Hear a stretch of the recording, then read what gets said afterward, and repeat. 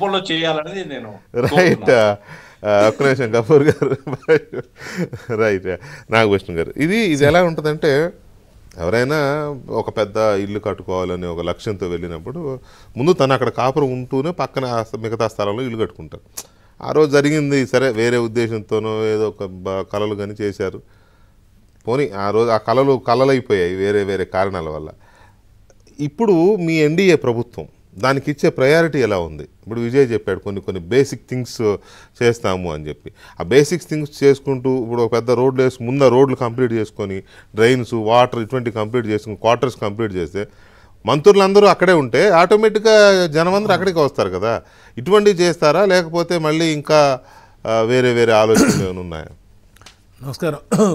మన వెంకటకృష్ణ గారు, అదేవిధంగా విజయ్ కుమార్ గారు, మన గఫూర్ గారు, ఏబిఎన్ ప్రేక్షకులందరికీ ముందుగా ఈరోజు ఈ డిబేట్ పెడతాం అనేది ఒక పాజిటివ్గా మనం ప్రజలకు కానీ లేకపోతే ప్రభుత్వానికి కానీ సలహాలాగా మనం ఇచ్చేటట్టు ఉండాలి అనేది నా ఉద్దేశం.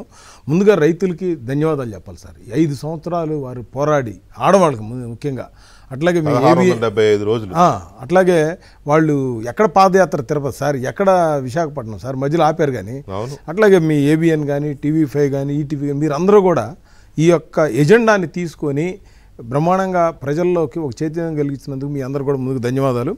అన్నిటికంటే ప్రజలు మోసం చేయొచ్చనే ఉద్దేశం జగన్ ఏదైతే కార్యక్రమం పెట్టారో, కర్నూలుని, అదే విశాఖపట్నం, కానీ విశాఖపట్నంలో ఎవరు కూడా ఉద్యమం చేయాలి మాకు ఇక్కడ కావాలని. కర్నూలు ఎవరు చేయాలి? కర్నూలులో లాయర్ల చేత, వాళ్ళ వైసీపీ నాయకుల చేత చేయించారు. సో అది తప్పితే ఎక్కడా లేదు. సో మీరు ఇందాక మన విజయ్ కుమార్ గారు అన్నట్టుగా నేను ఒక 2 నిమిషాలు టైం తీసుకుంటాను. అసలు మన టార్గెట్ ఏంటంటే సార్, ఫస్ట్ జగన్మోహన్ రెడ్డిని ఎంత ఎదవపనంటే సంవత్సరానికి 500 కోట్లు రెంట్ పే చేశాడు. ఎవరికి? ఐఏఎస్సీ, ఐపీసీ, క్వార్టర్లకి, వీళ్ళందరికీ 1000 కోట్లు పెడితే అన్ని ఇప్పుడు ఐఏఎస్వి, ఎమ్మెల్యేవి, minister quarters, judge quarters, group 1, తర్వాత 4th క్లాస్ ఎంప్లాయీస్ మొత్తం కంప్లీట్ అయ్యి 1500 కోట్లు డబ్బులు మిగిలాయి. ఈ 1500 రాజధానికి, అంటే అతనికి చేయాలని లేదు. తర్వాత అక్కడ ఒక 4 లైన్ కరకట్ట మీద శంకుస్థాపన చేశాడు 190 కోట్లతో, మెగా వాళ్ళకి ఇచ్చాడు.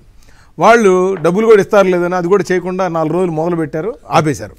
అది కూడా ఎట్లా, ఎందుకు ఆపారు? అది మొదలుపెట్టిన తర్వాత 20 రోజుల తర్వాత, అంతకుముందు ఈ రామకృష్ణారెడ్డి గారు ఎమ్మెల్యే ఉన్నాడు కదా, ఆయన ఏం చేశాడంటే వీళ్ళందరూ రైతుల చేత మీరు 6 టైం డబ్బులు అడగండి అని పెడితే, ఉండబల్లి పెనమాక వాళ్ళే వచ్చి నువ్వు మొన్నటిదాకా మా చేత కోర్టులు వేయించావు, ఇవాళ నువ్వు వచ్చి మాకు 2 గజాలు 5 గజాలు మాకు డబ్బులు ఇవ్వమంటే వీళ్ళ దగ్గర డబ్బులు ఇవ్వడానికి లేవు.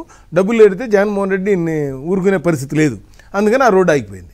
సో నేనేమంటానంటే, ఇవాళ అక్కడ పెనమాక, ఉండవల్లి రైతులు కూడా రియలైజ్ అయ్యారు.